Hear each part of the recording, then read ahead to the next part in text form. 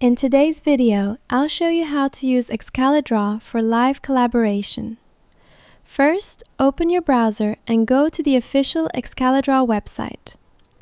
Once you're on the home page, click the Share button at the top right. You'll see the Live Collaboration section, where Excalidraw provides a shareable link and a QR code. Copy the collaboration link and send it to your teammates. For example, I'll copy the link, open an incognito tab, paste the link into the address bar and press Enter. Let me set this up in split screen so you can see how it works. On both screens, you'll notice that any changes are synced instantly. If I click the pencil icon and start drawing on one screen, you'll see it appear immediately on the other screen. If I draw on the second screen, it will also reflect on the first one.